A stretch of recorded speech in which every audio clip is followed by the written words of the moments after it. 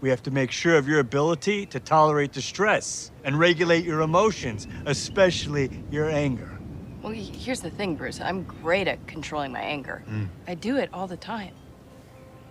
When I'm catcalled in the street, when incompetent men explain my own area of expertise to me, I do it pretty much every day, because if I don't, I will get called emotional or difficult, or might just literally get murdered. So I'm an expert at controlling my anger because I do it infinitely more than you.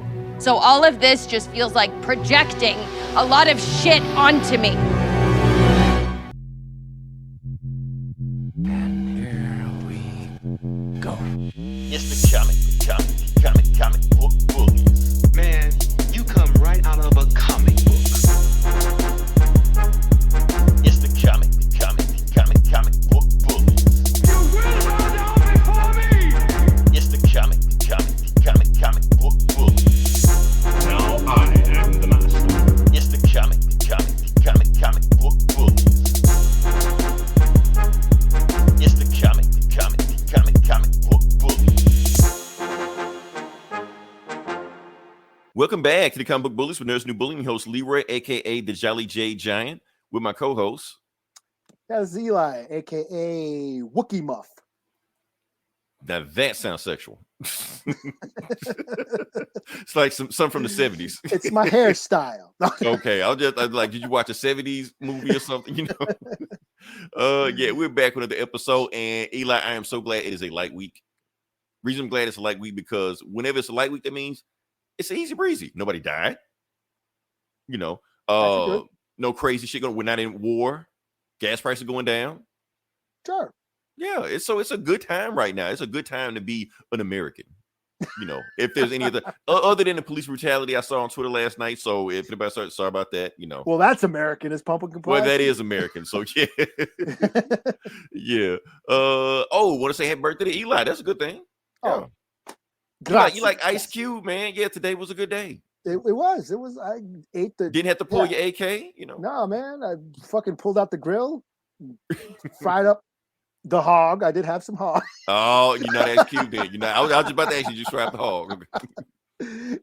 So yeah, my family came over, friends came over, we grilled, and good time. Good time. I am tired. Run around all day. I did run around and I did the grilling. So for your birthday. For my birthday. Right. That's how it always works. Father's Day, family days, stuff like that. You're gonna take everybody out. Did the grill. You're gonna pay, yeah, okay. But then I'm eating. Leave me alone. Oh yeah, but anyway, like I said, we got a show we're gonna talk about. Like you said, you see the big banner. We got to talk about banner, pun intended. Yeah, we're gonna talk about See what I did there? Yeah, man. I'm getting better at this. Yeah, man. Skills Yeah, to pay the bills. Yeah, exactly. That was good too. Anyway, we're gonna talk about She-Hulk. We're gonna do a pretty deep dive in it for a 30-minute episode, but I don't know how deep you can go with a 30-minute episode, but we'll go as deep as we can. But before we get to that, Eli, we're gonna bring back an old classic. Oh yeah. We're gonna talk about the box office. So give it to me. What was the number one movie of the week? I have no idea. I really don't know. It's cool. I'm trying to see if I can pull it up. Is it that I was talking about the Beast movie, but I didn't see it yet. It was not the Beast movie. Okay. It was Dragon Ball Superhero. No shit. Yes, Dragon Ball Z. Yes, Dragon Ball Z was a super or whatever it is. I kind of stopped watching it a while. But that was the number one movie this week. The reason I want to talk about that because it was this big hoopla about Top Gun. Because Top Gun, even though it's been out for like 8 years or some shit like that, it's still number 4. Not only is it number 4, it just made the news that it beat Infinity War at the box office. Yeah, so they got this. I got this meme. I couldn't find the meme, but I saw this meme of Tom Cruise like choking out Thanos, and I wanted to post it, but I couldn't do it. Well, God bless America. Yeah, and I think it comes on Paramount Plus next week, but that's it. But the reason I'm gonna talk about Dragon Ball Super because the thing is, Eli, the reason I didn't see this movie is because people were telling me that it was gonna suck, even though I'm a Dragon Ball fan. But people were telling me because they got people that bootlegged in Japan, stuff like that, and they saw it and they're like, now you don't want to see that movie was gonna suck. It's about this, about that. And then it turns out It was good. Or maybe, yeah, people saw it and it was good. So I'm like, I should have actually went to saw it. So I could have did a review on it. It's a light week. I could have did a review on it. Yeah, a deep dive on Dragon Ball. Because I always say this, that like the last time that Dragon Ball movie came out that I reviewed it, at the time, I was saying that other than Endgame, that was the most experience I had at a theater, like the most active theater I ever had. Best theater experience I ever had in a movie. Other than, now since then, of course, Spider-Man No Way Home came out. So it's number 3 now. But it was just an experience. You just around a whole bunch of Dragon Ball fans. And, when they go crazy and everybody cut back, Kame, and the whole crowd is saying it like a rock concert. It's insane. Yeah. So I'm just like, damn, I should have went. But anyway, man. It sucks. But that's okay. Maybe I'll go next week and I'll do a review then. Now, if that movie sucks, I'm getting pissed off at everybody for y'all making a movie number 1. I should have went to saw Top Gun. You've been Kami Ha and all by yourself. Right. Just in the theater, just by myself. Nobody else going to see this shit. Oh, man. But I don't want to be the weird guy going in and see an anime movie anyway. So, yeah. Yeah, like I said, we move on past that. So we talked about the theaters. The number 2. Do you know what number 2 was? Nah. Beast. Top Gun? Nah. Oh, it was Beast. Yeah, okay. It was Beast. Beast was number 2. Yeah, I want to see it. I saw the trailer. It looks cool. I'm all about, movies. I feel like this movie didn't have any promotion behind it. Well, I saw the trailer a while ago, and I saw the trailer. Was it Nope? When I saw Nope, they showed. Yeah, and they showed the trailer. I've seen it on the internet a bunch of times, stuff like that. Who is this? So I was like, I wanted to see it. Now I got to watch Top Gun. No, Sabir, don't watch Top Gun. Sabir, what you think about Dragon Ball? I know you saw it a year ago. Go ahead and tell me. That's my boy right there. I know. So yeah, let's see what we got. Want to see it as well. I don't know him, but Beast shout out to you. Beast or Dragon Ball or Top Gun. We don't know. Thanks for listening, you all. Yeah, thanks for listening. All right. So the thing is, we're gonna start off. We're gonna talk about She-Hulk.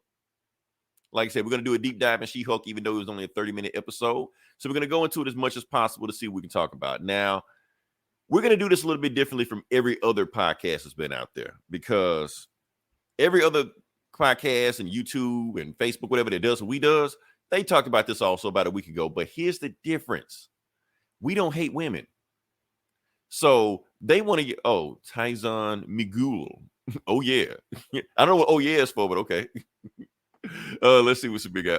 Dragon Ball haven't seen the main busy adult in me. I mean, it's just watching She-Hulk. We like that. Sabir, you were supposed to watch Dragon Ball a year ago. I already know you had the bootleg of it. I used to get my shit from you. Sorry to incriminate you on this podcast, but Is that the dude who was on our Lear show or whatever? The who show? Remember we had all those guests on when we did the year-end show or whatever? Probably. Can't remember. He was doing sound or whatever? I don't think so. No, that was Remy. Oh, okay. Yeah, that was a different guy. Yeah, but let's talk about She-Hulk for a second. Now, the thing is, the reason we're going to talk about this because, like I said, we don't hate women. And I do feel like that because people have been hating this She-Hulk trailer and trailers and bashing for the longest of time, for like 2 months straight. Because what I started to realize, like your boys, Geeks and Gamers, all those guys like that, Thanks. Yeah, right. The thing is, look, we already know they hate women. So anytime like a Marvel or any show with a woman in it, with a woman lead, they pretty much project all the evil. We just know that She-Hulk actually was a thing. No, they know She-Hulk was a thing also. It doesn't matter.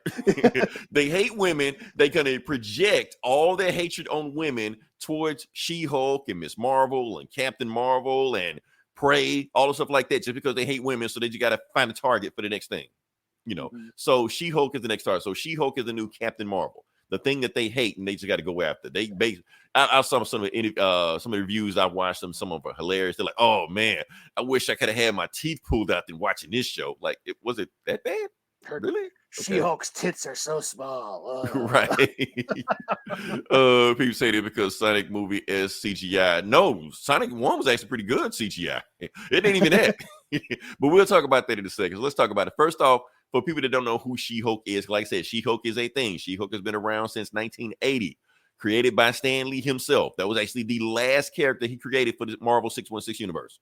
Everybody else he did was like some weird shit he did before, but that's what he did with that one. So, but even though he made She-Hulk, She-Hulk didn't become She-Hulk until around like the mid 80s with John Byrne, when John Byrne did the run, And basically, he started doing like crazy shit. So people started talking about. I've seen some comments about She-Hulk is mimicking Deadpool too much. She's too comedic, breaking the fourth wall. She did it before Deadpool. She's not mimicking Deadpool. Deadpool is mimicking She-Hulk. She was already doing this shit. Her book was funny. Her book was, comedy. That's what it was.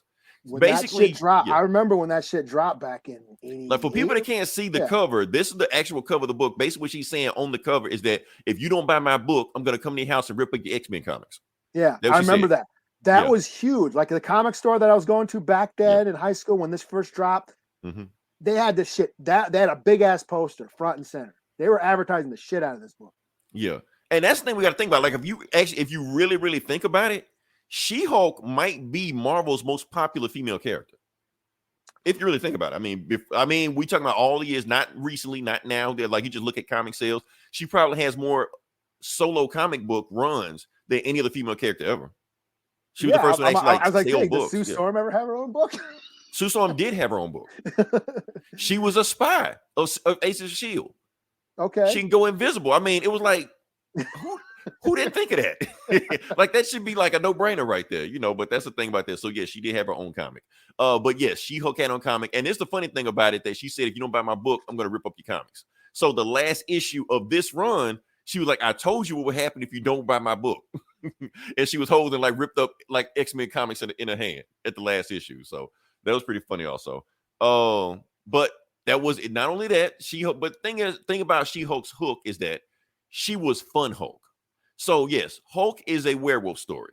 Yes. She-Hulk is Teen Wolf, if that makes any sense, if you want to make that relation. Yeah. She enjoys being Hulk. She enjoyed herself. Yeah. Bruce is a sad sack. We all know the music. It's sad. You're just like, man, this is the saddest shit ever, man. I hope he finds the cure, But She-Hulk isn't like that. She-Hulk likes being She-Hulk. That's all she ever's been. Her story's a lot wackier. She'll go into space. She'll time travel. They just do whatever the fuck they want to do. She-Hulk. They don't care, And plus, she's a lawyer. A lawyer, big thing is also that's when the Dan Slott run came in, and it really doubled down on the lawyer shit, where she became like a lawyer for other superheroes.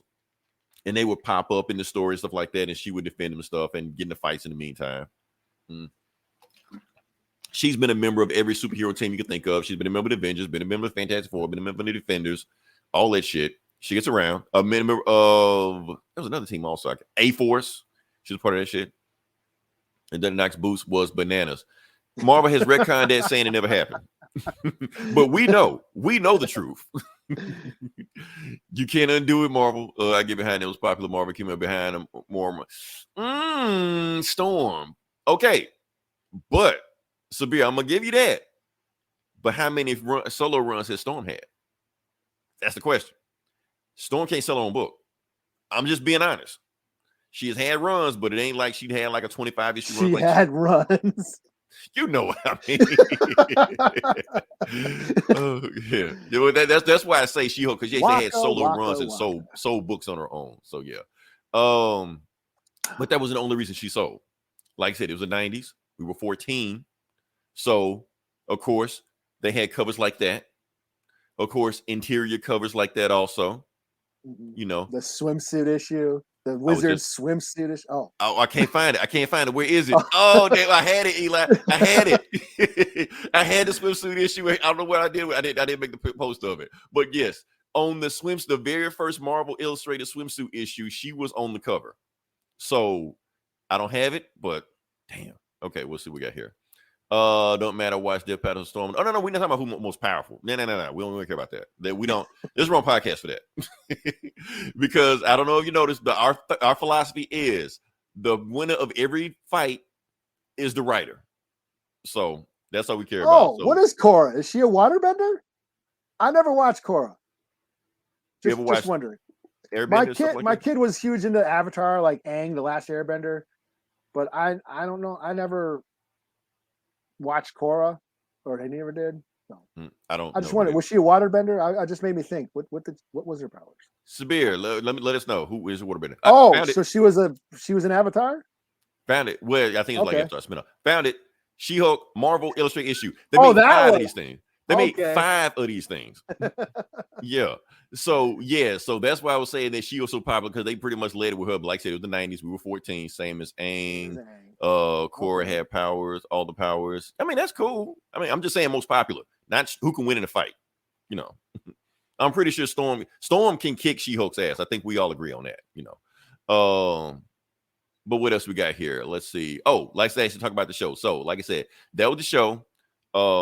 She-Hulk was most popular. They've been trying to make a movie for the longest. I didn't have it. They were doing it in the 80s. They were going to make a movie with Connie Nielsen. Who was that big chick, Red Sonja chick? What was her name? Oh, Bridget Nielsen. Bridget Nielsen. Well, I said Leslie Nielsen, not him. Bridget Nielsen. Naked Gun. Yeah, Naked Gun, not that. But they were going to make a movie in the 80s with Bridget Nielsen after She-Hulk. They made a poster for it and everything. Never got off the ground. So, and they finally made it now. So what do we think about the actual show? So I'm going to just dig into it. Now, is it woke? That's what we want to know. Is it a feminist agenda? Is it all the stuff like that? That's what everybody want to know. That's what every YouTube, that's how you get clicks, Eli. We just got to put on it, is it woke? You know, right. I know we don't care, but that's what get clicks. So stuff like that. But that's the thing. We got to talk about that. We got to take the show. Now, it's woke as fuck. Right. And it's hilarious. I like it. It can't be both. It can't be both, Eli. You have to choose. Draw your line in the sand. You have to choose. It was woke and awesome. You pussies. Now, honestly, my opinion of it, I think this is out of all the Disney shows, Disney Plus shows they had, this is the best first episode they've made so far. That is a bold statement. It's a bold statement, but let's think about that for a second. Let's talk about WandaVision. The first episode of WandaVision sucked. It did. It didn't get good to like what episode? Come on, Eli. It's the first. No, the actual show, yes, but it didn't get good to like about 3 or 4. First episode, we looking around like. I'm just saying. After that first episode, I was like, that was kind of cool. I never think it sucked. It was. Yes, it got better. It was better as it got better as though the first episode. I was like, what is this? I quite enjoyed that first episode. Yes, Facebook user. That's Jake. It may not be Jake, but I'm gonna say it's Jake. I'm gonna say it's the best episode because I still think that first episode of WandaVision sucked, but it got better. Second episode, third episode, fourth. You're like, okay, the pieces came together, and I saw what's going on. Falcon Winter Soldier, first 15 minutes, awesome. Rest episode, like, okay, you going to the bank with your sister, okay, yeah. Funny looking Captain America shows up, okay. But the first 15 minutes, it was awesome. But the whole episode didn't stand. What else we got here? Hawkeye. I don't even remember what happened in the first episode of Hawkeye. You know, they were going Christmas shopping. You're Christmas shopping, Die Hard, whatever like that. Okay, the reason I say that She-Hulk had the best first episode so far because it felt like a first episode. It felt like a pilot.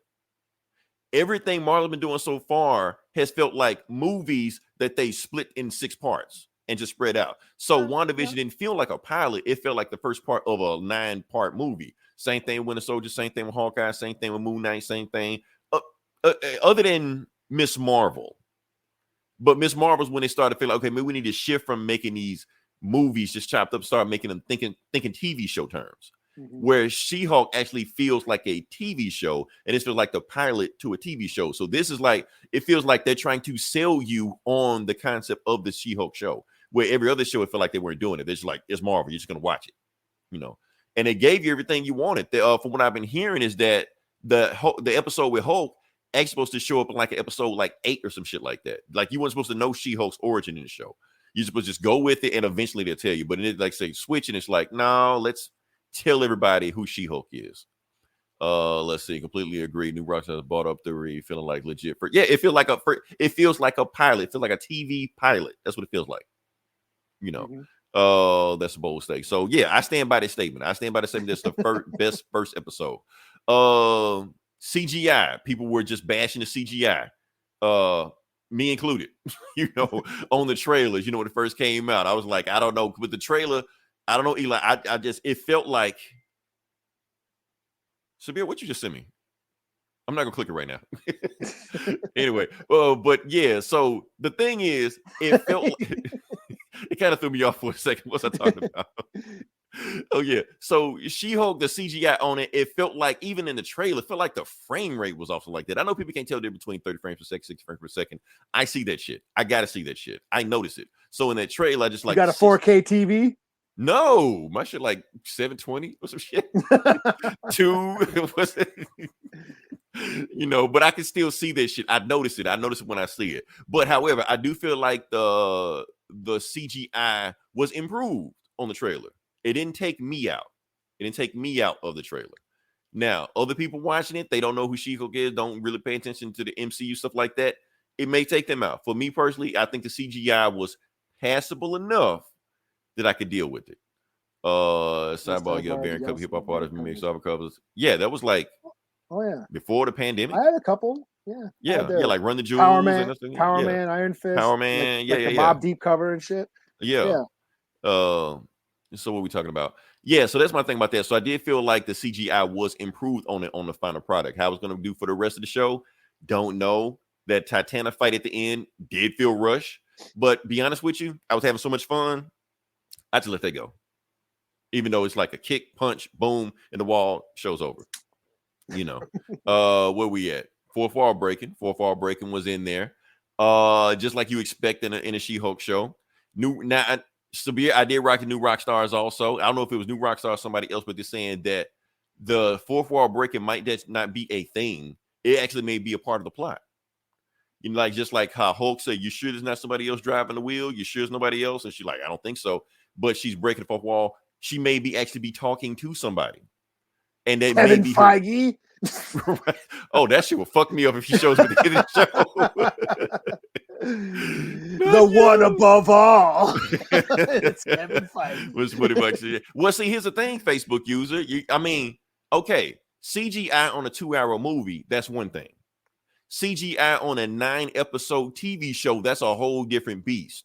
So yes, that's 9 hours of CGI you got to crank. You're not gonna get the same level of CGI you can in a 2-hour movie, an hour-and-a-half movie. That's why I already knew that. I mean, you're hearing all these stories about the effects houses that Disney hires and how overworked they are. Oh yeah, basically running like a sweatshop. Yeah, people be quitting and shit, and they're like, people are like, they're. I mean, over. I mean, how many?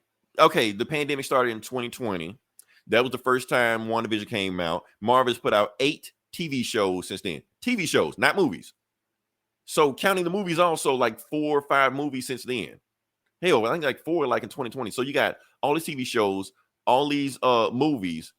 Yeah, you're gonna get burnt out. Yeah, and that's it's just gonna Marvel. happen. You got like Pixar and Star Wars and because they outsource this stuff. They don't have like in-house. These guys, the same people that do the stuff for everybody. You know, like so they get burnt out hours and shit. Hell, they do DC shit. You know, so they're everywhere.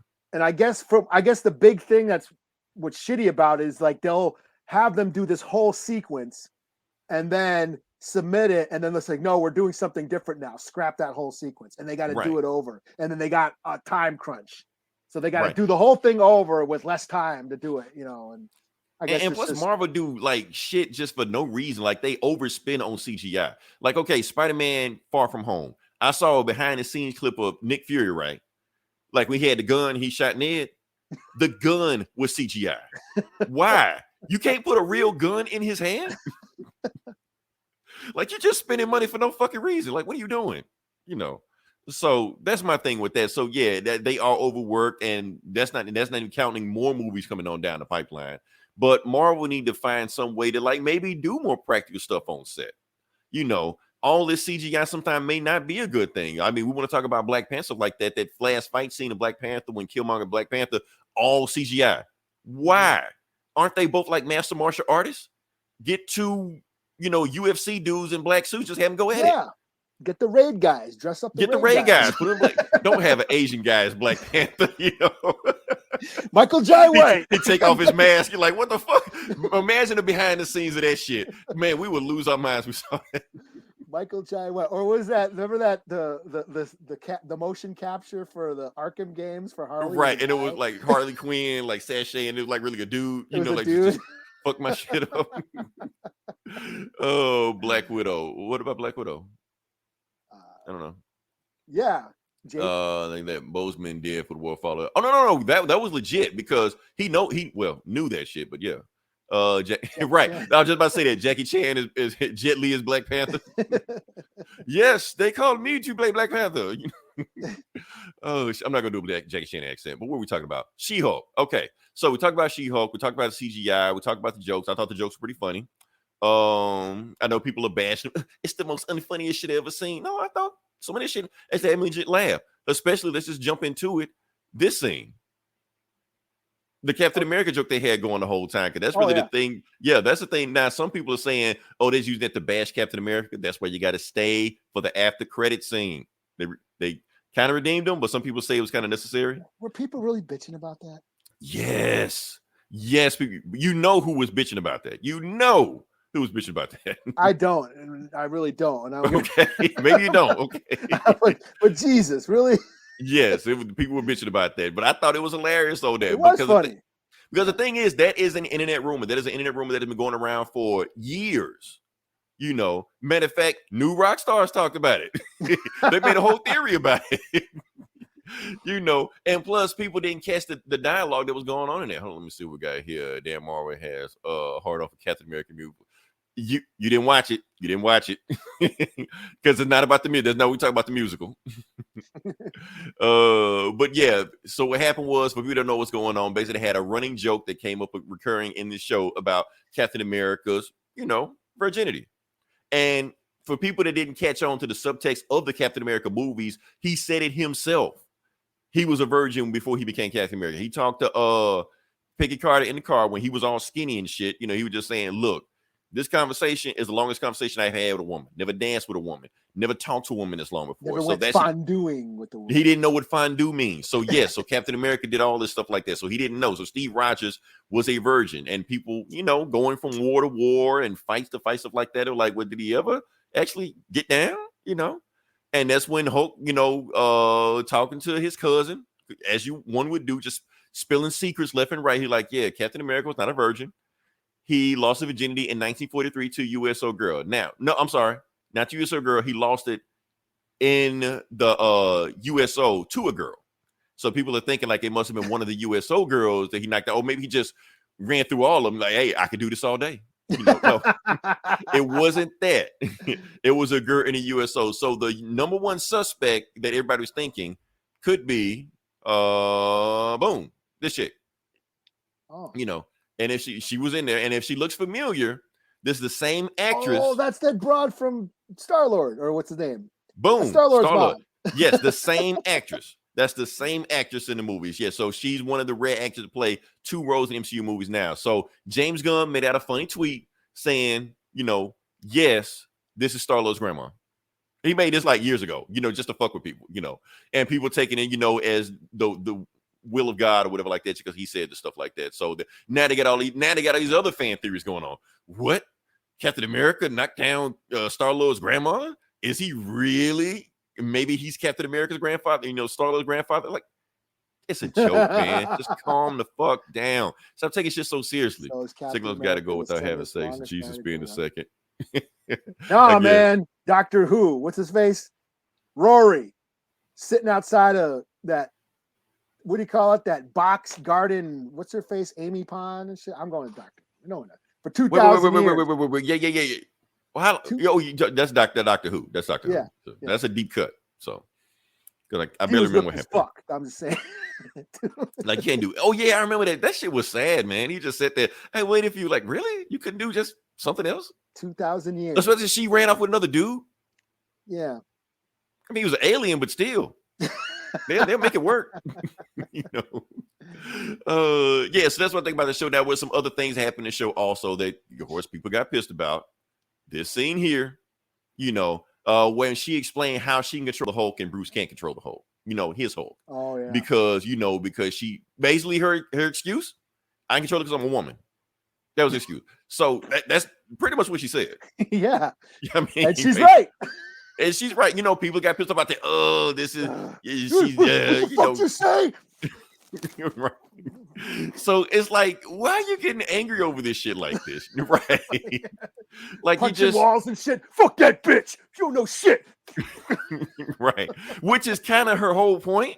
She has to temper her own anger because, like I said, if women do get out of pocket and start getting emotional, they get called names, they get called bitches, hoes, and angry, unstable creatures, sensitive, or you might get murdered, stuff like that. And the thing is, people can bring it up. Well, how's she gonna say it to the Hulk? And his mom got murdered. That's kind of her whole point. She's just saying, women have to be careful of stuff they do, otherwise they get murdered like Hulk's mother. But people miss that shit. And I thought that was great. I mean, that's what I liked about it. I mean, it made me think like, yeah, dudes I have menstruations all the time. Mm-hmm. I'm always throwing a man period again. What the fuck? Yelling and screaming. I got anger issues. And then I think, oh yeah, they're angry. They just don't throw a pissy fit about it like dudes do. Right. Right. I mean? That's the thing. Dudes fly off the handles and go out crazy. I know we weren't going to talk about it, but let's talk about it. Ezra Miller. He can just do any fucking thing he wants to. He's on a nationwide crime spree right now, and nothing's happening. Nobody's saying anything about it. Let it be a woman. Let him not be a white guy. What would have happened? Oh yeah, I'm just saying. I'm just putting it out there. Like I know. Like look at Will Smith. I mean, it's like you're in my head. Get out of my head, Eli. As I was saying, he slapped the dude 5 months ago, and he still can't get work. Meanwhile, Ezra Miller's on filming Grand Theft Auto, live action from coast to coast. Like what the fuck, man? Yeah, but who? Will Smith or Ezra Miller? They both did. They both. Well, Ezra Miller's publicist said, I'm sorry. So yeah, whatever. They both said I'm sorry. But that's the thing about it. So one person can do one thing, another person can do one thing. But it seems like more people more mad about this one thing than the other. One guy's starting the cult, one guy's kidnapping people, slapping people. I don't know. I don't want to talk about this. He's going nuts. Yeah, fuck that guy. Yeah. They're drinking the Kool-Aid. That's what I'm saying. They're drinking the Kool-Aid. No, that was Jim Jones. My fault. I'm getting my cult leaders mixed up. But anyway. No, but I really, that actually struck a chord with me. Looking at, I mean, I was like, no, I get that. Yes, they Hulk, when he said, I'm angry all the time, and he had to learn how to control it. And she's like, I control my anger all the time, right. And just rethinking, it just makes you rethink like superheroes or just male superheroes, the tough guy male who, that's why I love the new Batman. It's the same shit. Like, why does Bruce Wayne get to throw a big man period and throw a hissy fit over what happened to him when, like, the Riddler, he was an orphan too, or then Catwoman. Right. That was like, hey, you're not the only one who lost somebody. Like, your privilege and power and your wealth allowed you to go throw this big man period and shit. Well, the rest of us just got to deal with it. Who are why are you so special? And it just makes you rethink, superheroing, and the same thing with Hulk, oh my God, I get angry and I turn green. And then other people, defending Hulk and stuff like that. Like, why didn't, so she's saying all the stuff to Hulk, who, like I said, Hulk has had his own fucked up issues also. Like I said, he had his mother. Now, I understand the MCU hasn't said anything about Hulk's, parentage, how his father beat his mother to death in front of him when he was 4 years old. Mm-hmm. Yeah, I know it happened in the 2003 Hulk movie, which nobody counts canon, but that is comics canon. Yeah. So you can count that movie whatever you want to. So the thing is, Hulk should have said something, but the thing is, that's not what Hulk does. Hulk doesn't argue with people. Yeah. Bruce doesn't argue with people. Bruce is a person that pretty much just either keeps shit to himself and let people walk all over him, which is how he got in this shit to begin with, or he turns to Hulk and smashes the shit out of people. That's the only two things he knows how to do. He doesn't know how to have a rational conversation and counter argument with people because he's the fucking Hulk. That's what he does. That's the because what did he do eventually when he got to the point? He started beating the shit out of her. Yeah, that's the point of the Hulk. His Hulk is like a metaphor for anger, for trauma, for PTSD or whatever. Like you let the shit bottle up, you can't control it. You fly off the handle. That's like the sort of the duality of of what Stan Lee put in there. You know, the Right. Jekyll and Hyde. You know, that dual personality. The one, the id or whatever. The one you can't. The dark side of yourself. You know, how you have to control it. How you have to acknowledge it and give it something to do and express it, but in a way that's not harmful. That's right. The Which crux Bruce of the whole just Hulk kind of myth. learned how to do that shit. Yeah, And a lot of people saying MCU has watered down the Hulk and nerfed the Hulk and ruined the Hulk. They just want him doing the same bullshit he's been doing for the whole time. They want him to just smash shit and just ruin shit and wreck shit. And like I said, in the first movie, what did he do? Almost commit suicide. No, he committed suicide. But he can't because the Hulk won't let him. You know, they want him to be that guy the whole time. And so that was cool. Is like to see the Hulk actually not be sad about being a Hulk. Well, no, Hulk can't have sex either. Yeah, Hulk can't have sex either. Unless bang Valkyrie. Well, that's our fan canon. That's our fan fiction we wrote in our head, which I'm sticking to it. You know, I think he did, but yeah. Hey, Joe Fixit was banging hella. Oh yeah, left and right. He banged like Rick Jones' fiance or some shit like that. Didn't know. He like, my bad. You know. Yeah, he had a harem. He didn't give a fuck. He was macking. Because I remember that shit. I remember that shit too. Oh man. Hulk is a bad deal. But like I said, that's the thing with Hulk. So hopefully in the later episodes, Hulk we'll get to the bottom, because I don't want them to just write this off just like, oh, She-Hulk controls the shit because she's a woman. I don't want them to do that. If they just do that and just never go back to it, I feel like that is bad writing. Because honestly, Eli, that's what I'm going to start getting into criticism about it. Now, like I said, we're not going to get into a woke feminist thing, but having She-Hulk and Jen master Hulkism so fast and pretty much brush off any kind of training that Bruce did, it makes her borderline feel like another perfect character. Not Mary Sue, not saying Mary Sue. We're not going to use that term on here anymore, but a perfect character. The reason I'm saying that is because she's not working for it.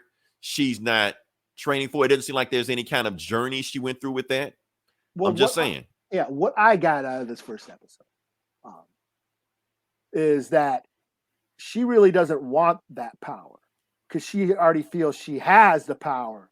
You know, I said with great power comes great responsibility. The thing is just like she already thinks she has it. She wants to do good. She wants to be a lawyer. That's her power. That's what she thinks she has. Her job is her power. This Hulk thing is just like an inconvenience to her. That's what I got at it. You know, so I think that's what I think her struggle is going to be, is like when to use that strength that she has, this added ability that she has, because it seems like she doesn't want it. She doesn't want it, you know, because she feels like she doesn't need to, you know. So and that's what I liked about it. So that might be woke as fuck, woker than any I'm stronger than the Hulk shit. She's like, no, I don't need to be the Hulk because my life is good. Like I'm where I want to be already, you know. So that's what I got out of that first episode. At the end, she's like, okay, I guess I'll turn into the Hulk and beat Titana. But, you know, I'm really here just to do the fucking lawyer shit, you know. Right. But like I said, I want it to be a struggle. Because like I said, we don't have any kind of struggle yet with Shield. That's why I'm not being too hard on it right now. Like I said, the first episode, it was a pilot. So we don't know where her journey is going to go on this show. But I do want to have some kind of conflict. Because like you don't have a conflict, you don't have a story. I don't want to just go from, you know, funny thing to funny thing the next episode. Have her go through a character journey. You know, that's what makes it interesting. Like character. Teen Wolf, like what you said. It's funny that you brought up Teen Wolf. Everybody liked the Wolf better than him. Right. And like you said, okay. So if they do that, then that's a good writing. Like eventually she starts realizing that people want to respond more to She-Hulk than Jennifer, because that was one of her arcs in the comics. Because the thing is, okay, so Hulk's thing is that he's this, you know, this guy that everybody walks over, and when he gets pissed off enough, he beats the shit out of people. That's his thing. So Jennifer's thing is actually quite opposite. She's mousy, she's shy, she's scared to like really be outgoing. She-Hulk is like the opposite of that. That's why She-Hulk isn't muscular and strong, shit like that. She's curvaceous, you know, boobs, stuff like that, tall. She's confident, because that's the ideal person Jennifer wants to be.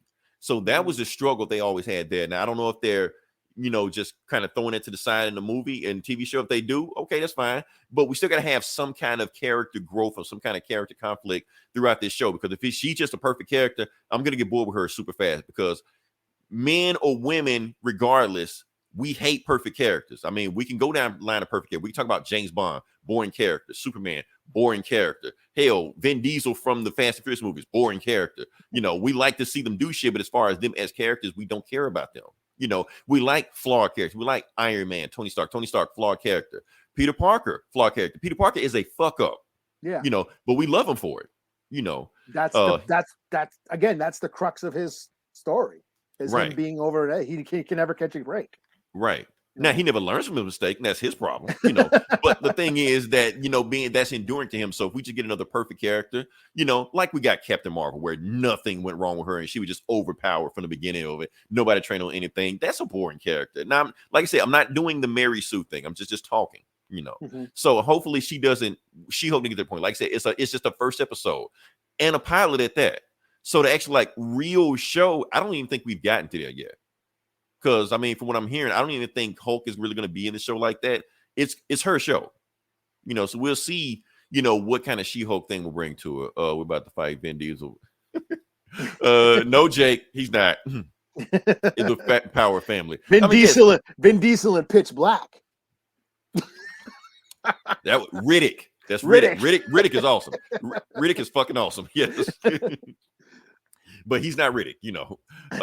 Let's see. How many episodes I think 9. I think 9. Really? Wow. That's yeah. Yeah, I think so. Yeah. So we'll see what happens with She-Hulk going forward. Like I said, as far as like this first episode, loved it. Did have some issues. Like I said, I'm not saying it's woke, not saying it had the feminist agenda, but I did feel like it was bordering on perfect woman or no, perfect character. Not Mary Sue, perfect character. Although at the beginning they did do some women hero tropes at the beginning of it, where you had the person of color sidekick at the beginning, just, you know, giving her daily affirmations. Oh, you're the best, Jen. You're awesome. You know, the one like Paula Abdul, her. Yeah, her. Then you had the other one. Watch it again. Tell me she doesn't look like Paula Abdul. You know. Then you had the guy next to her, the smug guy. You should smile more. You should let me do it. I'm the man. So okay, here we go. We already got the asshole dude right here, and we got the sassy best friend over here, you know, just here to just tell her how awesome she is. So you already having these bad tropes to begin with. So hopefully they'll improve from that.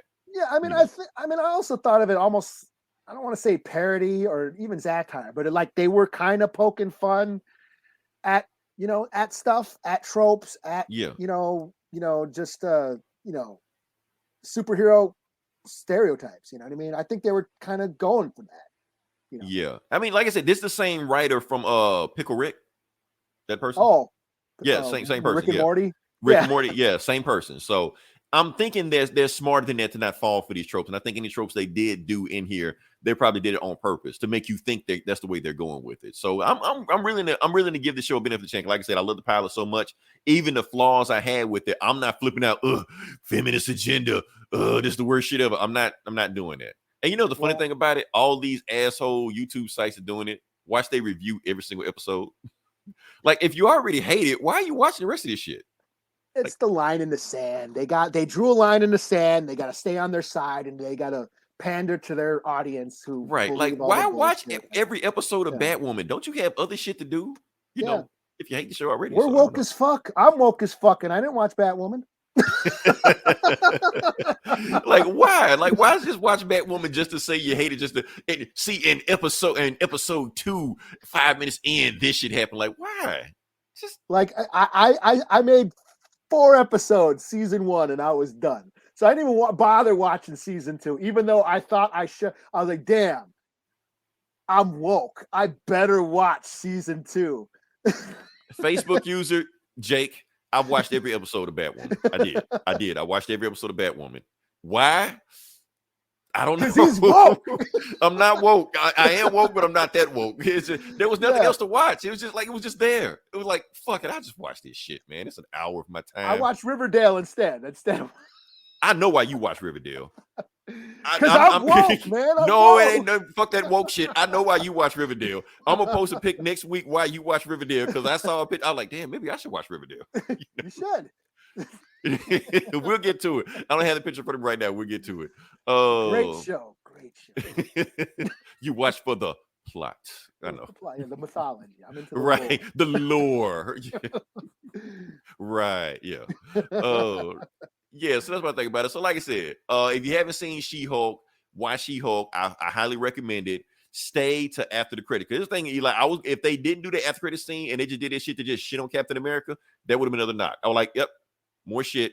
Because that's another thing about these shows. Like, I'm not trying to be feminine. I'm not trying to be those guys. But they seem like they can only write strong, powerful women is by shitting on guys. Like this, like Birds of Prey. Everybody in that Birds of Prey movie was a piece of shit.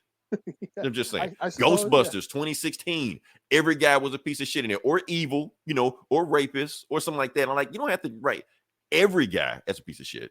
Maybe some guys okay, but that's the kind of things we're getting into right now. I'm trying not to sound like those guys, Eli. I'm really trying not, but that's just what I'm noticing. Yeah, I liked it a lot. I liked it way more than I thought I would.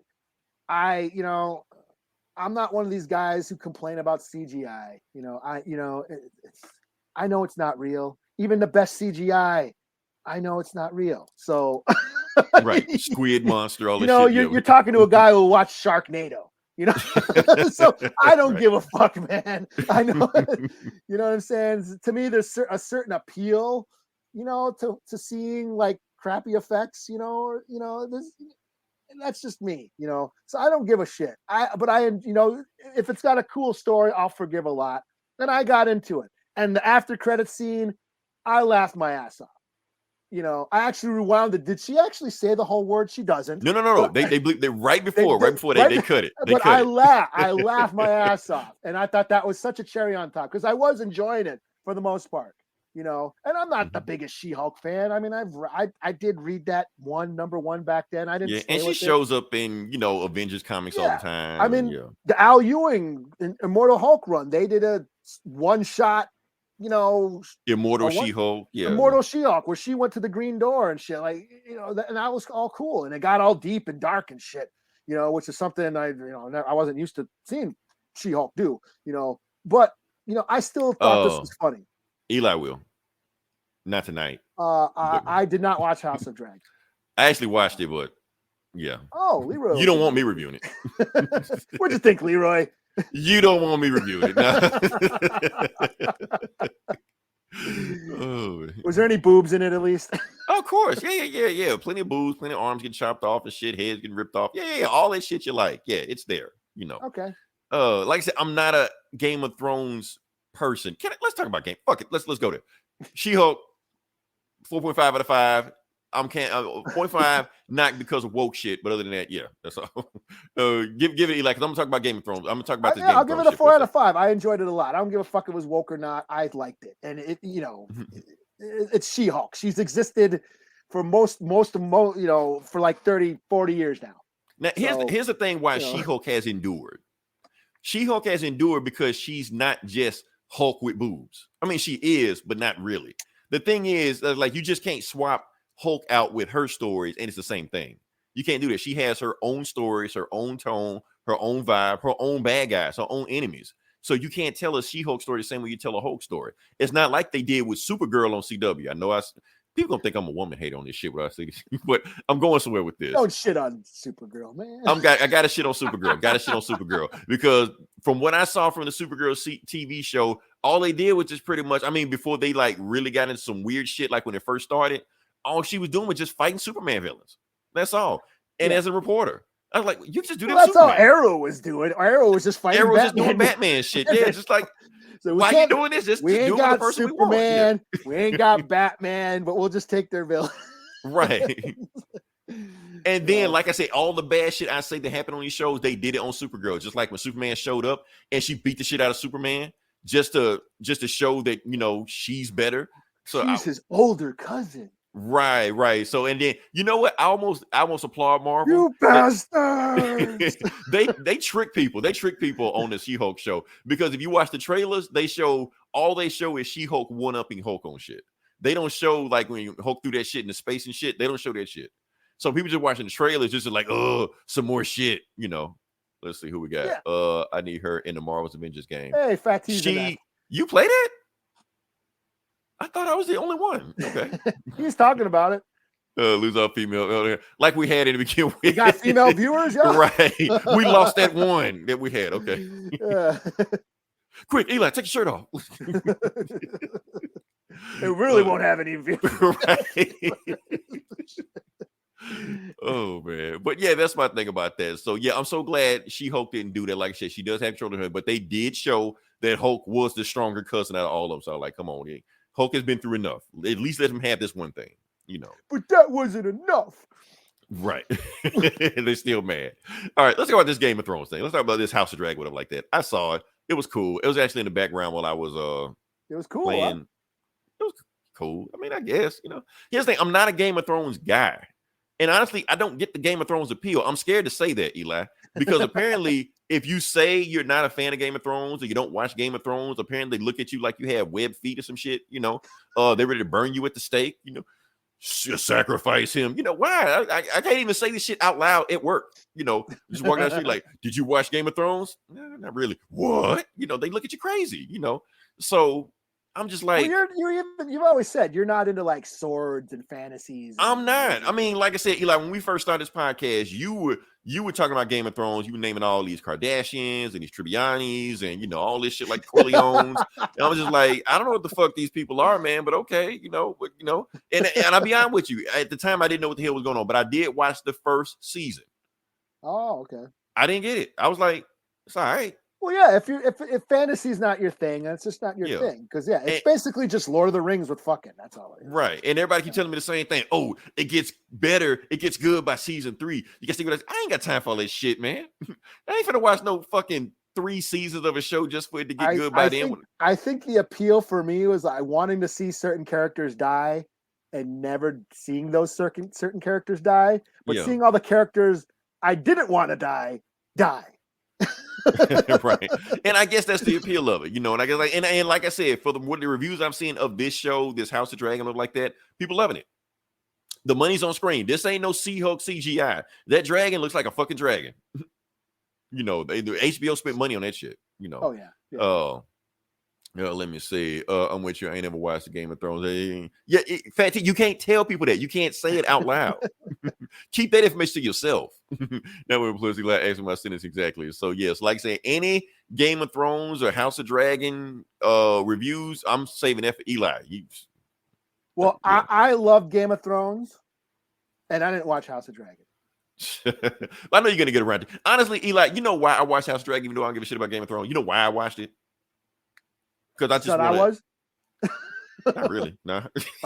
Sorry. I mean, hate to bust your bubble, but it's just I just want to. For once, I want to sit at the cool kids table. I want to. I want to know what everybody else is talking about. I think for me, for me, the whole Game of Thrones thing, like, it was a letdown in the end, and by now it's like I don't care. I really don't give a shit. If there's something I want to see from Game of Thrones, it'd be somebody else. I'd rather see like the man behind the wall story, or there's so many other stories behind that I'd like to see. I don't give a shit about the Targaryens and shit. So I probably won't watch it. I didn't plan on to. My sister, who was here tonight, who was huge into Game of Thrones and read all the books, blah blah. She said, "You watch new Game of Thrones?" And I'm like, I mean, it's trending on Twitter. It's like the thing. Yeah. Everybody's on it. Everybody's watching it right now. So just like, okay. I mean, Eli, for a minute, I'm gonna be one of the cool kids. So that way, when y'all start because when y'all were making all those tweets about like Facebook posts about Game of Thrones, brace yourself, and you kept making all the man on the wall and all this shit. Like, I had no idea what the fuck y'all were talking about. So y'all just talking on my head with all these memes. But now, if y'all catch on to this show and y'all start making memes about it, now I at least understand what the hell y'all talking about. Yeah, I mean, sometimes shit just feels like a job, and I'm just busy. I can't watch everything. I can't read or watch everything. And honestly, I feel like the episode that came on tonight, that shit could have been 15 minutes. I feel like it was like an hour or whatever it was about the whole plot is like that. Y'all could just wrap this shit up in 15 minutes, man. Just be done with it. That's why I feel like why does this plot take so long? Yeah. That's just me. Same thing with Sandman. Sorry, y'all. I'm not watching Sandman either. Now, I watch Sandman. I can talk about Sandman, but I'm not going to talk about Sandman. That's what y'all need to be watching. Y'all need to be watching Sandman. I tried reading it back in the day and didn't give a shit. I know that we probably lost all the viewers again. I'm pretty sure nobody is watching Sandman. I've never given a shit about Sandman. As much as Leroy doesn't give a shit about Lord of the Rings, Vice versa. That's how much I don't give a shit about Sandman. So yeah, but I want to review Sandman. I'm not going to review Sandman tonight, so we'll go for it. Okay, so let's move on past that. So one more thing I want to talk about. I guess we can kind of chalk this up to the Vidja game section, kind of. Sure. Oh, damn, I had a whole graphic and didn't post it up. I didn't do any of this. Oh, man. I'm being lazy as fuck, man. My bad. I got sidetracked. What did you have up the whole time? Us? Oh, really? Yeah. Look, we've been ill for the podcast. What? I guess, yeah. I've never... They turn it on you, Eli? Oh, damn. Okay, man, I wouldn't expect that. Sandman fans are just so pretentious and shit. My roommate was like all into that Vertigo shit. He was trying to push Sandman and Preacher and... I mean, Sandman, like Sandman is like ingrained in people's like, you know, like some people like grew up on that Sandman shit. Like they said, Sandman, like, yeah, he was all into that shit. He was all into all that Vertigo shit. And I'm just reading, the Darkness and Witchblade, and he's all like, those Image comics are just violence and boobs. Like, I'm like. Yeah. Right. And right. Like they're so like that was like they're like comic snobs about you Sandman was like elevated comics and I was reading lowbrow shit. Right. I mean, like I said, some people say Sandman made them who they were. They read that shit. You know, like it defines them as a person. You know? Lady Death got deep. She took over hell and beat Satan and took over. Desire equals power in hell. That's from Lady Death. Yeah, Lady Death, the Sandman with big tits, motherfuckers. Fuck you. Well, I'm sold. I didn't read Lady Death for the higher end plot. Lady Death didn't make me who I am. Same shit, man. Yeah, it didn't define me as a person. Listen. Yeah, Lady Death and all these demons and metaphysical manifestations of reality, you know. Right. Just with big tits. That's all. Followed by 20 pages of pinups after the deep shit. Right. Yeah, I got the same concept from Lady Death that Sandman did in fucking 100 issues. Man, I tried reading fucking Sandman. He gave my roommate gave me the Sandman trade. I tried reading that shit. Motherfucker just like looking for his sandbag for 6 issues. Like, what the? It was deep, man. It was metaphorical. The Sandman shit. He's looking for his bag of sand. His bag of sand. That's a fucking 40-year-old virgin. Right. Bag of sand. Yeah, man. I don't even think I made it to death. Like I never made it to death. Okay, you know? I'm gonna say this one thing and then we're gonna move on from that. Okay. This Sandman's episode, that death episode, episode 6, that is the best TV episode this year. Of anything. Oh, I thought you could say in the history of the media. Not in the history of ever. I'm talking about that is the best episode of anything this year, the best hour of TV this year of anything. I don't care. Put against any show. Succession. I don't care. Put up against anything. Succession. What the fuck is that? You don't know what that is? They say it's like the best thing. I never seen it myself, but everybody said it's the best thing. See, I ain't got time for this shit. Riverdale, man. I know why you watch it. I'm on to you, Eli. I'm on to you. I figured that shit out. Riverdale and Lady Death. Shit's deep, man. Right. Shit is deep. Look, next week, I'm going to make everybody a Riverdale fan. I don't have this shit in front of me right now. You got to read between the lines, man. Right. You know. Oh, shit. What are we talking about? Oh, Tekken. Look, yeah. You watched the movie. What, TV show? It was a TV show. I had a lot of time on my hands this week. I'm not going to say what I was doing, but anyway. Well, at least you did. So I do shit. So. But watch Riverdale. All right. So, like I said, we had Tekken Bloodline. It was a Netflix TV show. It was pretty much the same plot as Tekken 3. So if you play Tekken 3, you know what the plot is.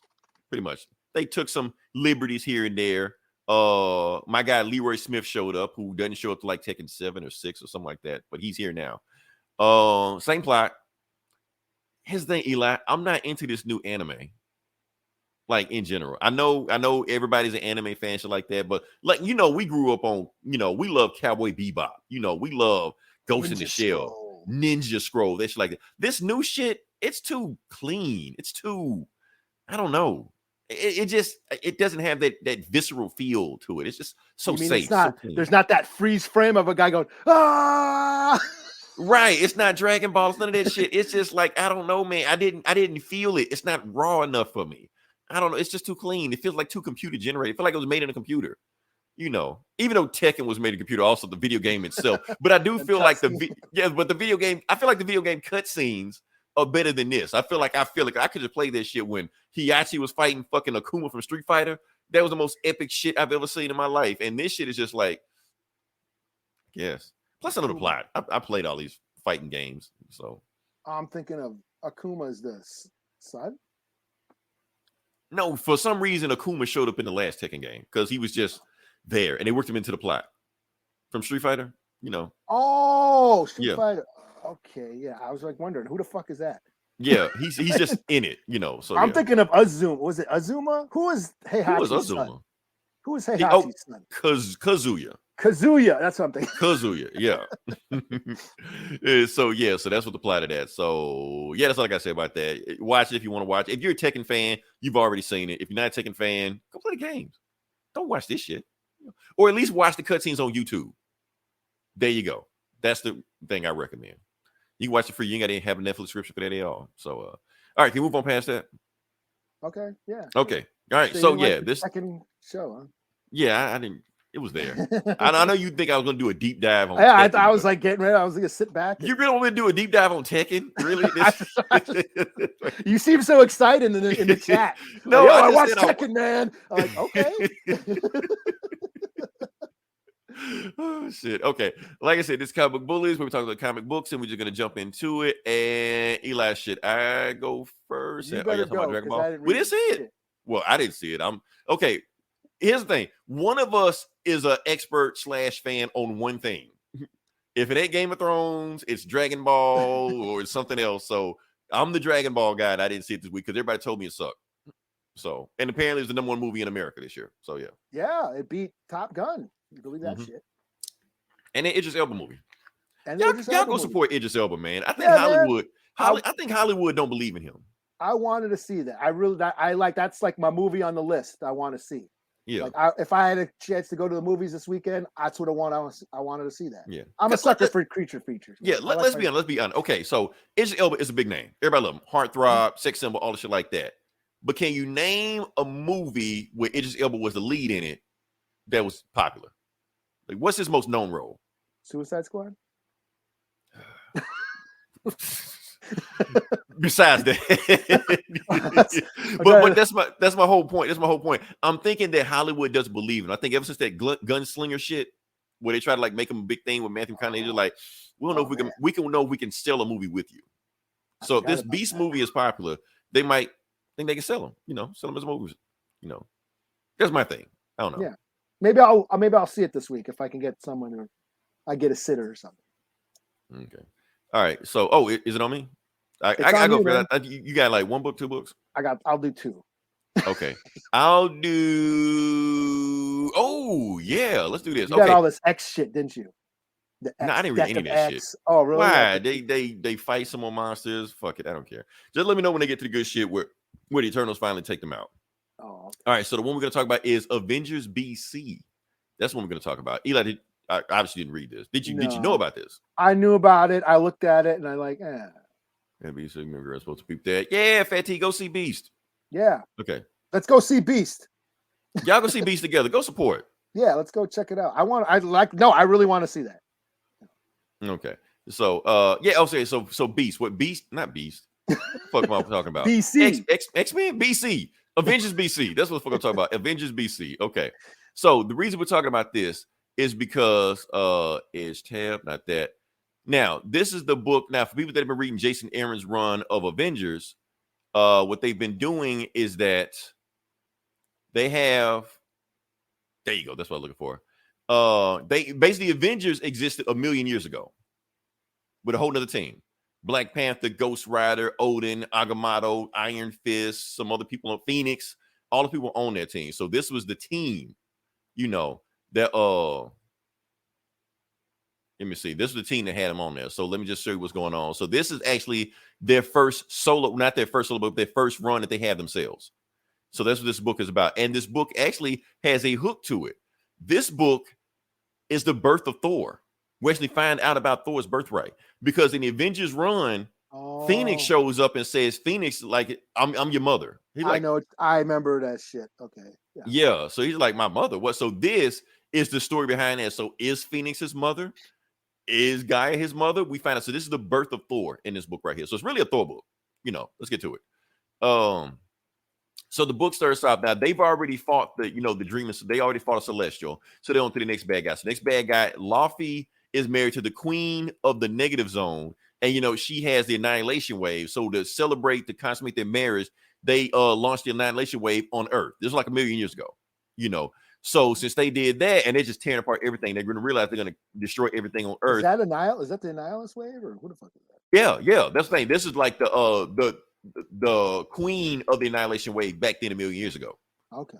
Yeah. So for Laufey, the ice giant, the king of the ice giants, and them are attacking Earth. And that's when the Avengers, 1 million BC. And you got Ghost Rider riding a woolly mammoth. So they just go through and they just fuck everything up, destroy the annihilation wave, and boom, that's it. Is that Odin and shit? Yeah, Odin with Mjolnir, because he had Mjolnir first in the Marvel comics, of course. Let me see. I'm gonna just go through to show you. Okay, so you got Odin. Is that Legion? No, not Legion. Just like 1 million years ago. That's Starbrand right there. Ghost Rider, Phoenix, the original Iron Fist. Khonshu or whatever. I don't think that's anybody. That's Agamotto. That's not Doctor Strange. It's Agamotto. Oh, no shit. Yeah. And I'm missing somebody, but and Black Panther is somewhere. Where's Black Panther? I don't know. He's in there somewhere. Anyway, let's keep going. Anyway, they fuck up the annihilation wave and they kill the Hive Queen, Laufey's wife. He's like, oh, you Avengers fucked up. I'm gonna get revenge. And he leaves and all the shit like that, and they go, and then the Avengers looking at stuff like, okay, cool, we did our thing, but Black Panther got hit. Oh, shit. Yeah, he got hit. Next panel is his funeral. Now, Eli, I know you told me to quit looking too deep into this shit, but I got to. So you telling me Jason Aaron didn't plan this shit correctly, that the only Avenger to die was Black Panther, and they had a funeral scene for him? I'm just saying, with all the stuff that's going on, Wakanda forever. Also, oh, okay. That's what I'm saying. Okay, that's what I'm saying. It's like a tribute because you can't kill T'Challa in the comics, not yet, but you can kill this Black Panther. The original one. So anyway, Phoenix is mourning. All the Avengers are there mourning, and Odin's like, okay, yeah, whatever. He's a man. It had men die. That's what they do. They're not like us. And he puts his hand around Phoenix. You're like, yeah, what's up? At Black Panther's funeral. Like, what the fuck you doing, Odin? Yeah, what a creep. Right. And then she blasts him in the face like that. Get the fuck off me, man. We're at a teammate's funeral. And you're trying to push up on me. You're like, don't act like you don't know what this is. And he goes like the other night, yeah, you didn't think about that the other night when we were doing our thing, So they've been a thing. And she was just like, yeah, you the dumbest dude ever. And that's the thing about Jason Aaron writes Odin as a dumbass in all of his books, He did the Goddamned, where he just basically makes fun of like religion and Christianity, and he's definitely doing it here because I'm in just shitting on gods and shit. Yeah, because I'm currently reading the Jason Aaron run, and he's got Odin like the dumbest ass dude ever, and he's basically writing in the same vein here, So basically, the Panther tribe, take the king, Black Panther, and they go off. So the whole time we thought this was Bashinga, even though the timeline doesn't match up, because we've already been told in Black Panther lore, for people that know Black Panther lore, Bashinga was the first Black Panther. And he was like, and Phoenix was like, I don't know, I never knew this guy's name, even though he was one of my teammates. He was like, his name was Masi.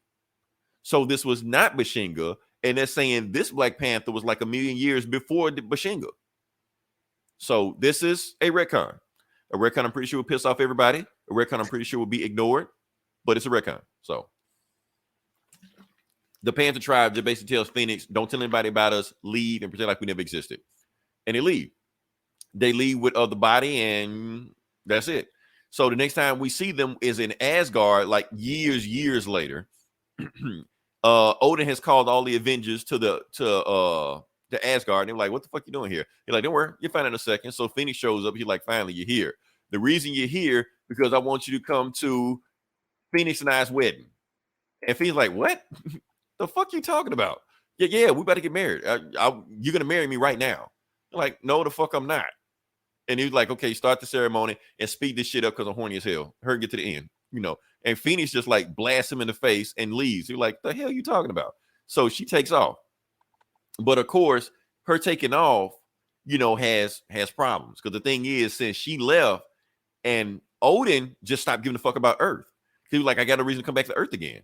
But Phoenix realizes that her Phoenix power is getting more and more out of control. And even though she loves the Earth and want to protect the Earth, if she stays on Earth, she's going to get crazy enough that she might become Dark Phoenix and flip the fuck out. So she has a plan. So years later, we see Gaia, who is actually Thor's mother, who's been Thor's mother for, as long as we can think about it in the comics. And they're giving birth. Agamotto shows up. Iron Fist shows up. Ghost Rider shows up. Also, Luffy shows up. Luffy shows up and says, remember I told you I was going to come back on you? I'm back. So Luffy is here and just beating the shit out of everybody. He was like, I'm about to kill your kid, Odin, whatever his name is. So, and that's going to be your payback for killing my wife, So while they're doing that, Phoenix shows back up, and then they cut back to the time. And basically like a couple years ago, Phoenix and Gaia had been having a conversation. And Gaia's just saying, look, I love Odin, but I can't be with Odin because the longer I stay in this part of the galaxy, I'm going to go crazy and kill everybody. But if I'm gone, the Earth needs a protector. And Gaia, since you're an elder god, if you have a baby with Odin, you're going to have a protective Earth that can control the Earth while, to protect the Earth while I'm gone. And Gaia's just like, I don't want anything to do with Odin. Odin's a dumbass. She was like, yes, he is. But if you don't do it for me, do it for the Earth. Since you're Mother Earth, do that. She's like, if you have a baby with a god, he's going to be strong as fuck.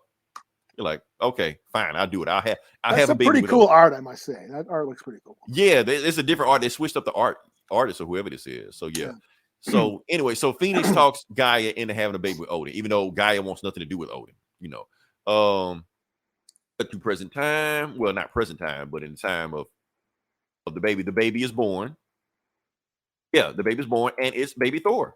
So we see Thor being born right now, but with Gaia, And meanwhile, the other Avengers are fighting off Luffy to stop from getting to the baby. They were like, "Okay, Gaia, you had the baby. Can you stand up and go? Go, get the fuck out of here." And Luffy actually stabs the baby. Yes, and because all he had to do was like a little scratch, but since he's the ice giant, the baby starts turning to ice. They were like, and Gaia's like, help my baby. My baby's dying in my hands. So Thor is dying in her hands right now. Oh, I get what happened. Yeah. So, but Phoenix, remember, she's the god of rebirth. That's her whole thing. That's her power. She can bring things back to life. So Phoenix doesn't even think. She grabs Thor, baby Thor, and takes him to space. And then, does her Phoenix powers and shit like that and brings back to Earth. And you see the birth of Thor. You see him with little lightning powers and shit like that while Phoenix holds it. That's a cool ass panel right there. So, okay. That's cool. Okay. So Phoenix comes back to Earth, after saving Thor. They ran Luffy off, and Odin's just like, give me my baby, and you get the fuck out of here. So Odin tries to stay on Earth for a while, to stay with Gaia and stay with Thor like that. But he's like, nah, I don't like her. So he takes Thor and leave, Meanwhile, Phoenix goes to outer space, shit like that. And everywhere she goes, anytime she hears a thunderstorm, she goes the other way because it reminds her of Thor. The end. So yeah, so that's a pretty epic story, man. I do think that Jason Aaron did throw a lot of Christianity into the story, because a lot of basically saying that Thor is the Messiah. You are it's all in there. Even how evil forces try to kill the baby, just like they did with Jesus. Just like they did with Moses. Hell, just like they did with the Hercules. That story keeps running over and over again. So it's the same story over again. So that's what they did there. So they're basically doing that. Honestly, I'm gonna give this book a 5 out of 5. Easily the best run. The best story of Jason Aaron's run so far. It was a really moving, emotional story. We got to see the birth of Thor. So this is gonna be canonized. This is gonna be the canon we can know. And plus, he didn't retcon all this shit like making Thor's mother Gaia still his mother. So I'm cool with that. So yeah. All right. It's on you. Okay. Well, I only did 2 books. Well, I'm only doing 2 books. I'll do Nightwing number 95, Tom Taylor, y'all. So this is Blockbuster, right? Not Blockhead. Blockbuster. Blockbuster, right? So Blockbuster, he's been trying to take over Bloodhaven. Got all these corrupt cops, working for him.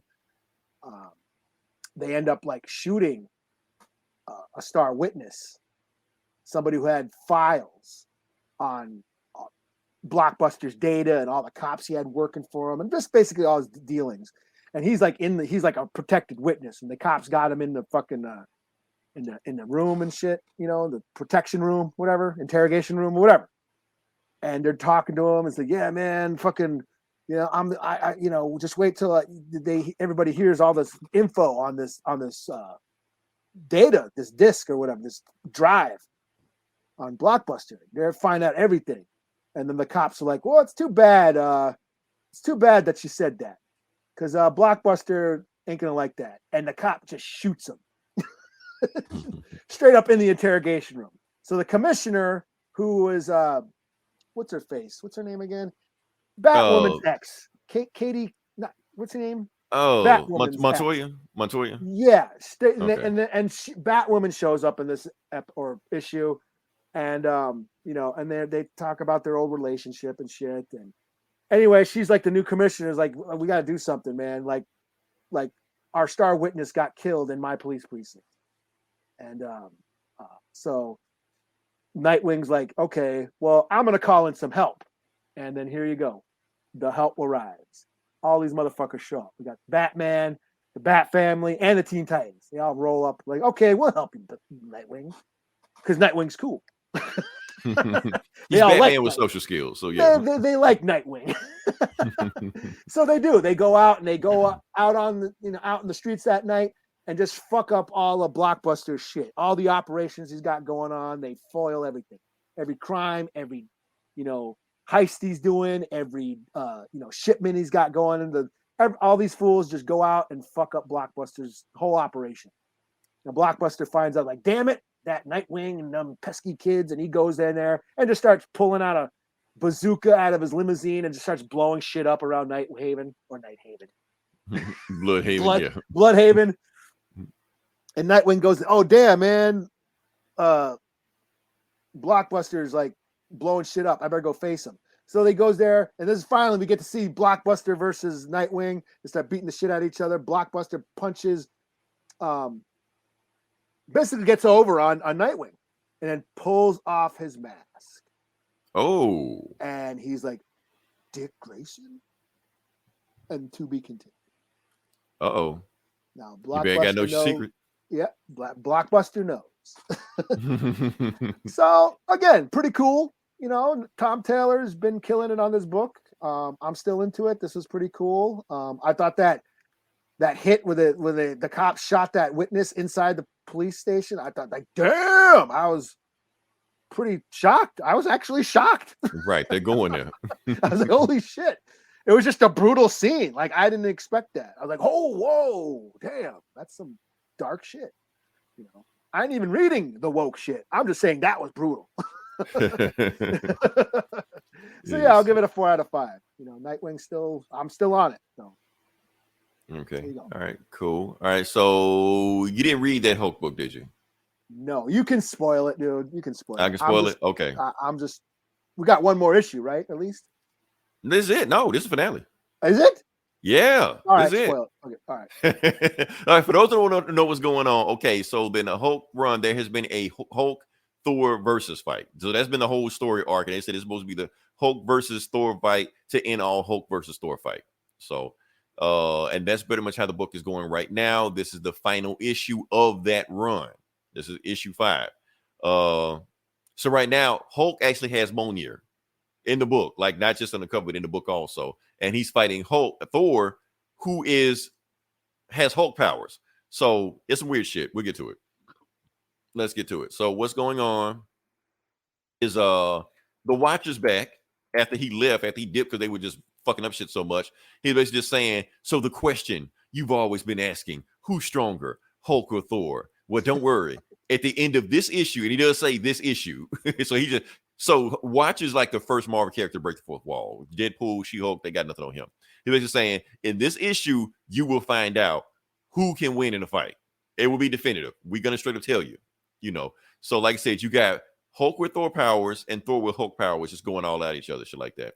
So they're fighting, and Odin just like Bruce, what the fuck you doing? Hurt and beat him. He's like, man, I'm trying, man. I don't know how to do this shit. And plus, he kicking the hell out of me. He's still like, open the Bifrost. He's like, I can't open the Bifrost because your son destroyed the Bifrost. He's like, don't worry, you got Mjolnir. Just do what I do, and we'll do it. So he opens up. He uses Mjolnir to open up a portal to Asgard. He drops them both into Asgard, and they just flop. And Beta Ray Bill's there. Oh, I got to take. Yeah, your boy wrote this.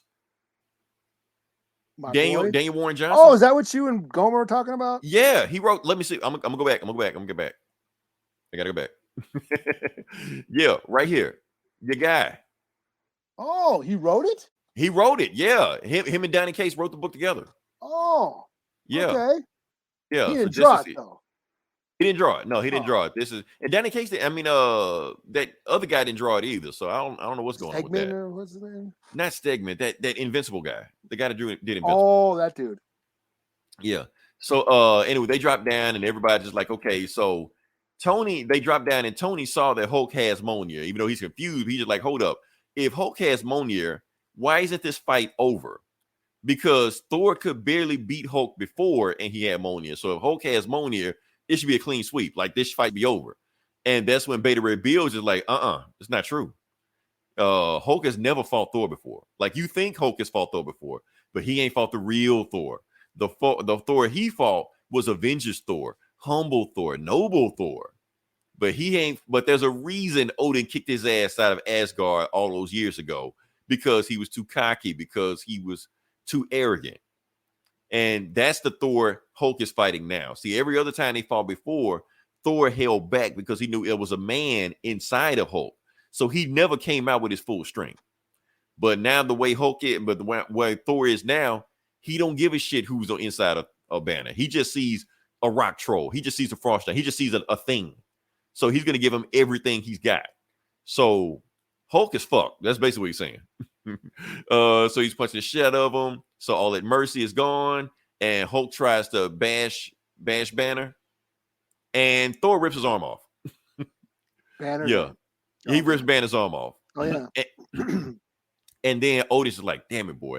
But you don't know if he's saying damn it, boy, to Thor for doing that shit, or damn it, boy, to Bruce, because, like, you fucking up, man. You get your ass kicked, But it's Otis. Oh, and then, so Hulk, still, with one arm still fighting, even though he knows, like, this is bad. This is bad. So what happens is he knocks him into Yggdrasil. And he's like, don't worry, Yggdrasil is going to capture Thor, and he's going to, like, purge the Hulk gene, like the Hulk gamma rays out of him. He's hoping that's what's going to happen. So while he's doing that, let's get back to it. Yeah.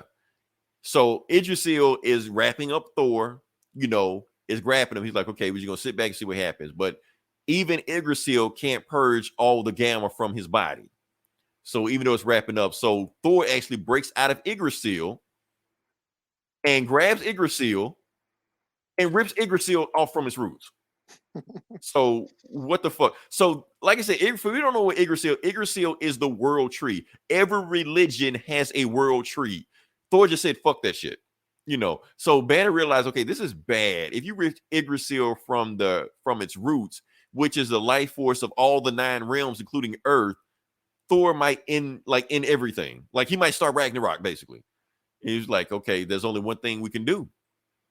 So that's when Odin is in Mjolnir. Mjolnir starts talking to him. He's like, don't worry, I'm here for you, even though your father is here to help your burdens. So then he lays Mjolnir on top of Thor's head, and I guess Mjolnir, like, sucks the gamma out of him, but the power is so dramatic that it, like, makes it a huge explosion around him that it, like, knocks all the Asgardians and Tony back. And then when they all wake up, Hulk's Thor armor is gone, and Thor's Hulkness is out of him, and it's just there. And Hulk is like, so Thor picks up on Mjolnir. He's worthy, and Hulk puts on his spacesuit shit again. His arm, grows back and shit like that. Hulk looks at Thor. Thor looks at Hulk, and he leaves.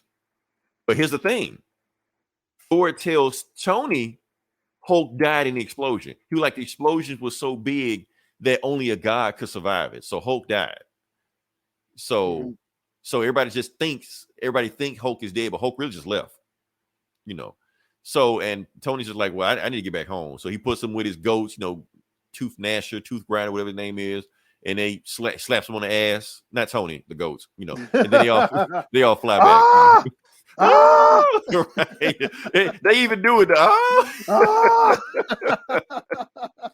Oh man. Okay. And so Thor asks Sif, like, okay, so where did Hulk go? He's like, I don't know. You're like, I can't. He's gone so far, even I can't see him, because she has Heimdall's powers now. Because, you know, Hulk with that spaceship, he can go through the multiverse, through the bleed. That's what he's going through now. So no telling where he is now. So they put Hulk's Thor armor. They put it in the, you know, the hall of armors with everybody else. But then the eyes and the armor starts glowing. The end, you know. So that's what's going on right there. So, like I said, we have a finale. We have an actual answer. Who can win before Thor and Hulk? Thor, easily, if he wanted to, you know. So the story. Was it the Hulk fight to end all Hulk fights? Probably not. It was just, you know, they just sell a book. A little lackluster now that I'm going through it. Yeah, and like it started off strong and then it kind of leveled off, I guess. I don't know. It was cool. So I don't know. Yeah. So what you got next? Well, I'll do a power bomb number 3. Let's see. Okay. The image up. So this is Daniel Warren Johnson. He's everywhere tonight. Yeah, I'm a huge fan. I love his shit. I read a Daniel Warren Johnson book. Yeah. I know his draw. I love his art too. His writing's cool too. His writing has a surprisingly a lot of heart. The funny thing is, like, I didn't recognize him until Beta Ray Bill showed up. I was like, he definitely wrote this shit. Beta Ray Bill showed up. Yeah, he finds the rejects, the outcasts. He has like pity for the reject characters. And that's why I love Murder Falcon. It was like a metalhead and all the shit he went through. And I know Eli don't want to hear that shit out. I'm sure Thor can't beat No. Because Donnie Cates. Well, no kicked his ass. No did kick Thor's ass. No, yeah. The Venom, yeah. Eddie Brock can kick Thor's ass now. Yeah. But no, Daniel Warren Johnson, you know, he's got a really raw, visceral style about his art, you know, and just I love his action panels. He draws like violence and action really well. And then, but his stories, they might be stupid and kind of campy, you know, but they're stupid fun. I don't mean stupid in a bad way. I mean, they're just kind of weird, like kind of, you know, dopey. Like, yeah, Murder Falcon is about this like alien giant bird with a metal arm from another dimension that gets its superpowers from heavy metal music. You know, you know, sounds kind of stupid and cheesy, but it's like a really deep and moving story. You know, Beta Ray Bill was so sad and tragic. That book was so sad. That's a Shakespearean tragedy, you know. And then he did the Wonder Woman Black Earth again, very tragic and sad, you know. So he just has a knack for just bringing these like deep humanity and drama into the stories, his stories that he writes. And in this book, Do a Power Bomb, it's his ode to wrestling. That's the thing. When Daniel Warren Johnson does his own book, when he writes and does the art, you're getting to see what he likes. And you see, this is his ode to wrestling, pro wrestling. So he's a huge wrestling fan. So in this book, it's about this girl. Her mom was a pro wrestler. And she ends up dying in the ring, killed by this masked heel named Cobra Sun.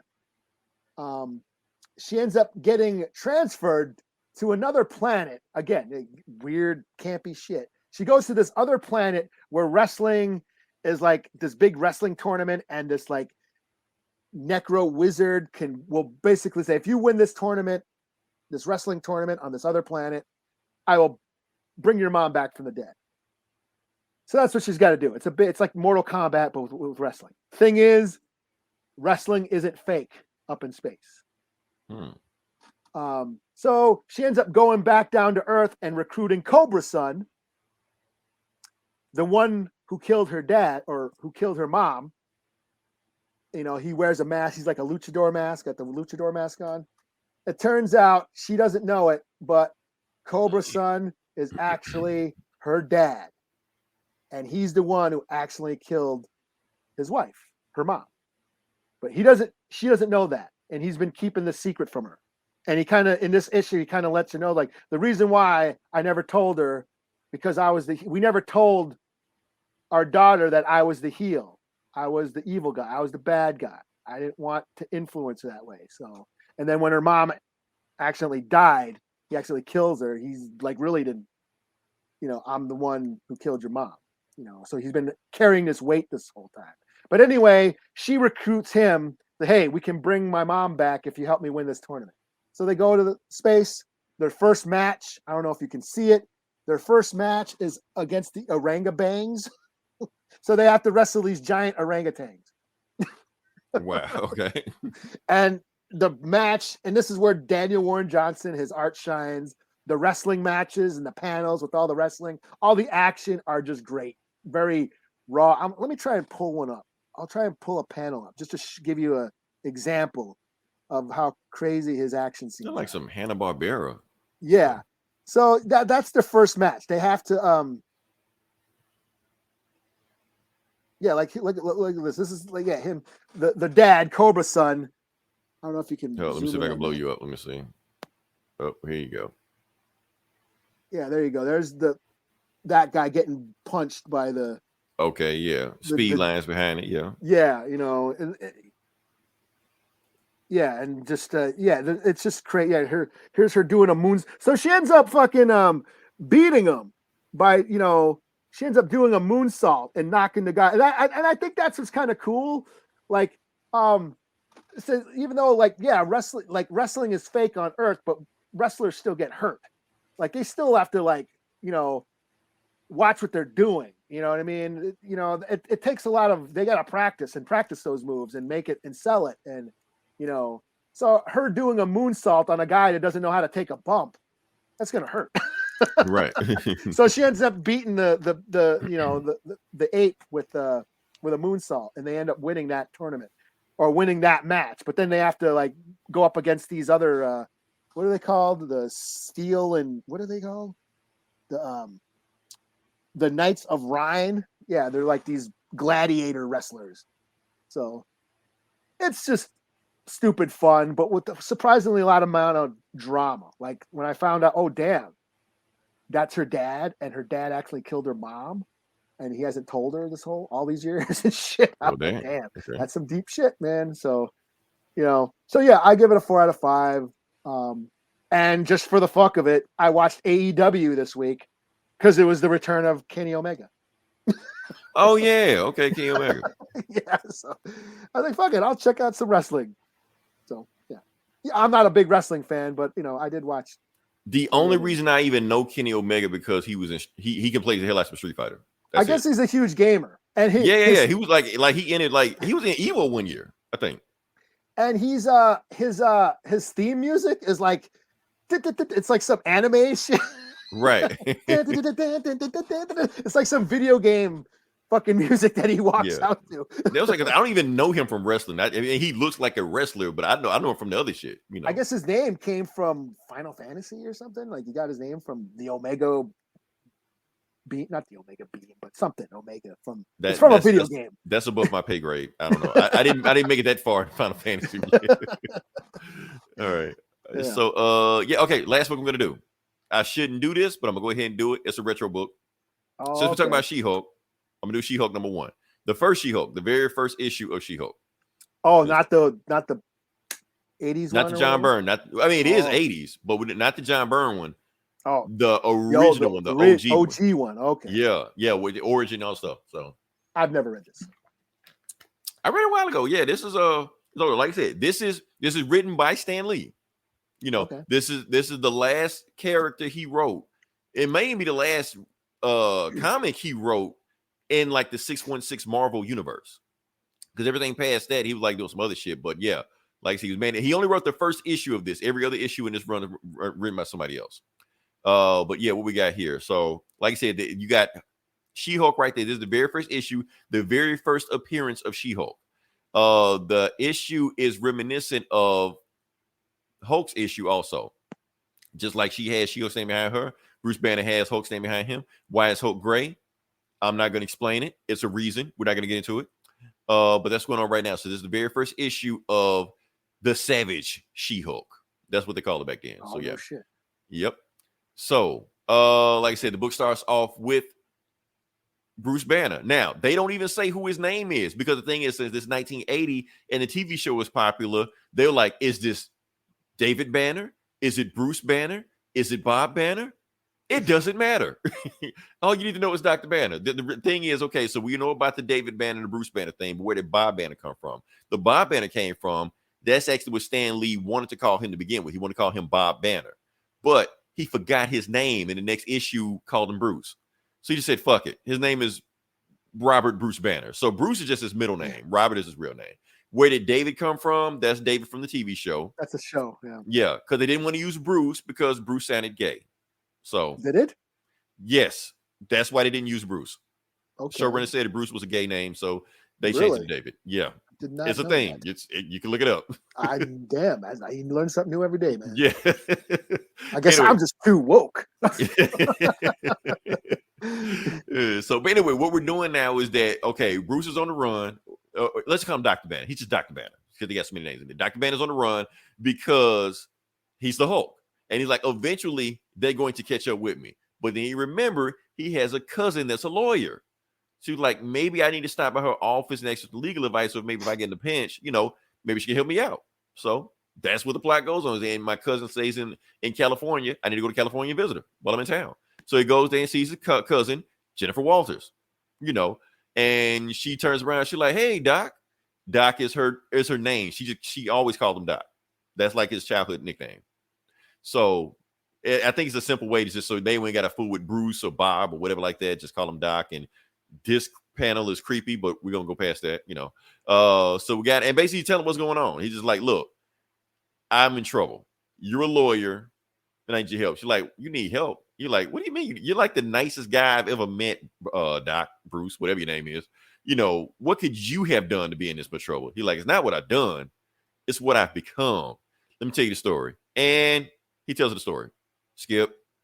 If you don't know, you should know the Hulk story. If not, yeah, all that shit like that. If you don't know the Hulk story, we may review that one day also. But anyway, she tells the story. He's like, so you're the Hulk. He's like, yeah, I'm the Hulk, and I got issues, and the police are after me, and I need trouble. She's like, look, I can help you out with your legal troubles. Don't worry like that. Come to my house. We're gonna figure this shit out. But before that, I got some other stuff I gotta handle also. And she basically tells her what she's doing. She's working a case right now. She's working a case for this mobster that's been set up by another mobster. And basically she doesn't see she's getting followed. But basically she put out a rumor that the mobster really pulled the hit that he's trying to put the other mobster on. And Bruce is telling like, that if they find out what you did, they're going to come after you, right? She's like, nah, it's not a movie. They don't do stuff like that. So they say like, yeah, that's her. Let's go. So they get out the car and they shoot her. So it was the mobster, his hitman. They shoot her right through the spot. All the parts like that. And they were like, okay, put in the bullet in her while we can. So Bruce grabs a fire hydrant, well, a water hose, and he sprays it like I seen this in police use this on large crowds, like not a regular ass water hose, man. That's not it. But anyway, sprays him with a water hose, and they run away from him. And it's like, okay, we made too much noise. Police are coming. We got to get the hell out of here. So the bad guys, they leave. But so he's got that, and he's got Jen, and she's bleeding out. Even though we don't see blood, he keeps repeatedly saying she's bleeding out. He can't find a hospital, can't call an ambulance. But he sees like a doctor's house across the street from them, so he sneaks in. Breaks the window. Brings it in there, puts on the table, stuff like that. He's like, we ain't got time for this. I was in med school before I became a nuclear scientist, so I know how to do a blood transfusion. So he says that ahead of time. So he does it, blood transfusion. He was like, "Oh, this is because he's got to do it now. Otherwise, if he calls the ambulance, they're not going to make it in time for the bleed out." So wakes up, she's fine. Then he calls the ambulance, and then they take her. And they was like, you coming with us? No, she just got shot, and you're the only person around here, so you coming with us. So they basically talking. They were like, "No, you're not her friend. You're a suspect. I'm gonna talk to the DA. We're gonna find out what we're gonna do with you." He's just like, nah, that's not gonna happen. So they come back to the room. Not only is Banner missing, there's a big hole in the wall also. So you can kind of figure out what happened with that, So next day he finds out that Jennifer did make it. She made a recovery, even though she's still in the hospital. While she's there, some doctors come in and they basically say, "We're gonna give you medicine," but it ain't the doctors. It's the same guys from the other day, and they're gonna give a chloroform and they're about to take her out. They're like, "Uh-oh." You're like, "You're not doctors." You're like, "Yeah, you're smart." So right before they try to put chloroform on her, that's when, boom, she hulks out for the first time. Like, she's some kind of She-Hulk. They say that. You're like, "Oh, wait, they're going to call me," and she beats that up, basically. That's the story. So, and then she wants to use her powers for good, and that's the thing, and she didn't know what to do, and she's keeping herself a secret so she can be like a lawyer. And yeah, that's that feminist agenda. All the way back in the 80s. Stan Lee was woke. That's a cool story. Yeah, it was a simple story, just get to the point. But yeah, that was a story. Not too much of it. It was pretty simple. It actually had like some drama with it. Stan Lee, like I said, knows how to tell a story when he wants to. Got to the point. Hulk actually didn't Hulk out in this book at all. Matter of fact, I even missed that because the whole time when she got shot, he kept telling himself, "Okay, I'm freaking out, but I can't Hulk out. Otherwise, if I Hulk out, she's gonna die." So he had to keep himself calm the whole time doing that story. So I was like, that's some interesting stuff going on right there. So yeah. Cool. So like I said, that's She-Hulk. I'm booked out. Eli, you got anything else? Or no, not that I want. Okay. Next week you were talking about the Riverdale finale. Am I? Yes, you're talking about it because I want to hear about it. Going deep. We're going real deep. Yeah. We're going to make everybody Riverdale fans to listen to this podcast next week. I guarantee if I don't make you a Riverdale fan next week, if Eli don't make you a Riverdale fan, Eli will eat a donut. And sure film will. It. Until then, this is Leroy. This is Eli. We'll talk to you guys next week. Same bullet time, same bullet channel.